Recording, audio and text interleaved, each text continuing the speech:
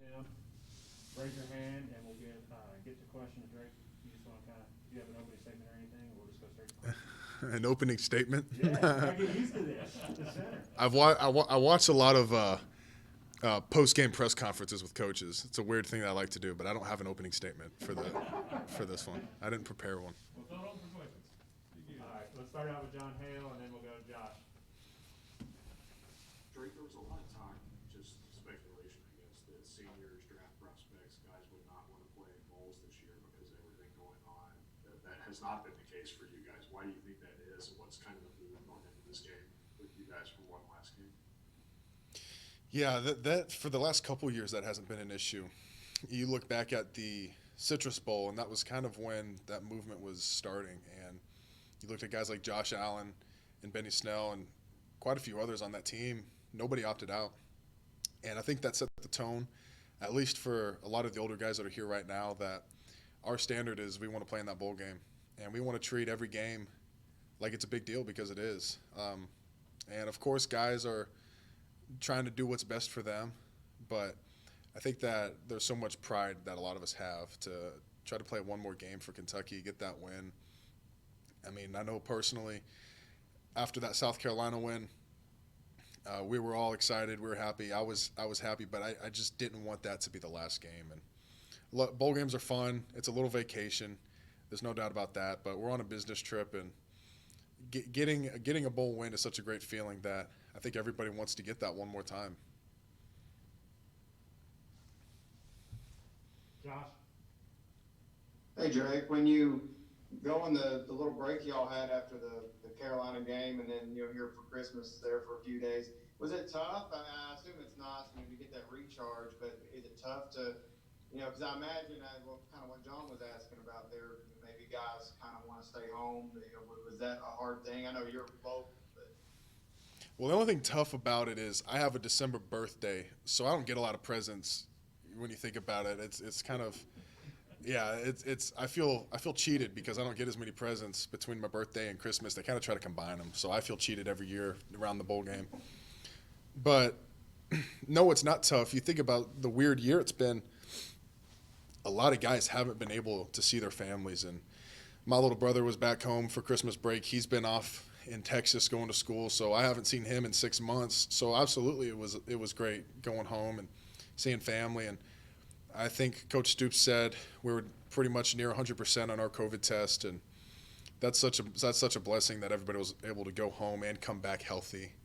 And I believe we've got one more round, so we'll see. But I think everybody was excited to go home and get recharged. There's absolutely nothing wrong with doing that. Bonnie. Bonnie, you're muted. Yeah, he's muted. I can't hear you. We'll come back to you in a second. You're still muted. Nick. What makes this defense so weird and such a challenge to go up against, especially for you in particular? Yeah, so the 3-3-5 defense is unorthodox, I'd say. It's just the personnel is different, so they do different things out of it. And you saw a sneak peek of that with Mississippi State. Now, they're not Mississippi State. Mississippi State slanted, stunted, blitzed, I would say almost 100% of the time. And this is a little different than that. Their second level, their linebackers, they fit holes hard. They fit them fast. They're very locked in on their keys. Their defensive line is stout. But we saw it last year with UT Martin. We saw it this year with Mississippi State. We'll see it again this week with NC State. We have guys that have seen it. We're experienced. We have our rules that we're disciplined with. And no matter who's coaching us, we have a system built in to give us answers to whatever defense is bringing at us. So, yeah, it presents a challenge to have good players, but I think we do too. So I'm looking forward to this game. It's an interesting matchup. I think it'll be fun to watch. Is this a game, too, where you see the guy across from you and he's making All-American teams? What can it mean for you in your future? Yeah, it excites me. I love playing against good football players. I loved playing against Jeffrey Simmons twice. I loved playing against Kinlaw. guys at Bama, Florida, Georgia. Really, every team we play in our conference has great players, and I'm excited to play. I don't know. Obviously, we're planning on him playing in the game. Ultimately, the way I approach each game is the same. I try to dictate to the defensive line what I'm doing. I try to make my buck. I don't want to react to what he's doing. In a way, I want him to react to me. So I try. Of course, I game plan. I watch their tendencies, but I think we really try to treat everybody like it's the same. And we just played 10 SEC games. You're not going to see defensive lines much better than that. Josh? Drake, what's preparation been like? You know, it seems like it's pretty close to a normal game week as far as the schedule, but with Coach Marrow kind of running the ship there offensively, what's anything that's real different about it, or is it pretty much, kind of the same as the season's been? I'm having fun with it. I think, me personally, I like being a little more involved in the game plan. I get to kind of see how that works, and of course, I have for Coach Schlarman and I would talk about it each week, but it's a little different right now, and I like being in there when we do talk about some things. And Coach Marrow, he's been in this offense for 5 years. A lot of our assistant staff members have been in this offense for a long time. So I have a lot of confidence in everybody to put together a good plan. I'm sure it's not my duty to go into detail about that, but I'm confident in it. It is like a normal game week, and we're just excited to go out there and play. It doesn't matter who's calling plays. All right, we got time for a couple more, and then Coach Marrow is also here. So we'll go with guys who hadn't had one yet. Jeff? Hey, Drake, what is the kind of extra time off since that kind of grueling stretch of SEC games done for you and kind of on behalf of your teammates, both mentally and physically? Yeah, you heal up big time.